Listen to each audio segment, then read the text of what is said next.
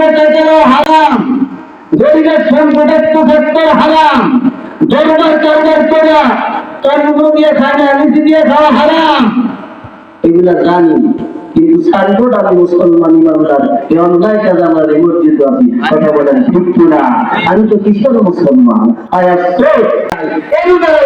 আমার কোন ফায়দা নাই, এই হস্তেরা জাকাত দিয়া আমার কোন ফায়দা নাই, এই গান সেক্টরেরা কোন ফায়দা নাই। তবে ফায়দা অল্প করবো, যা করবো আমার অল্প করবো, হালাল খায়া করবো, হারাম পথে যা করবো না, গরিব থাকবো, অসহায় থাকবো, নিঃস্ব থাকবো, তারপরে হালালের পথে থাকবো।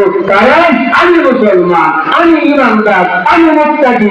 আমার এই জীবন, এই জগৎটা, এই দুনিয়াটা ক্ষণস্থায়ী, ফলাফলটা চিরস্থায়ী। আমার মরতে হবে, কবরে যেতে হবে, জবাবদিহিতা করতে হবে, আমার জবাব দেওয়া লাগবে। আমি কিভাবে দুনিয়ায় চলছি, কিভাবে দুনিয়ায় থাকছি।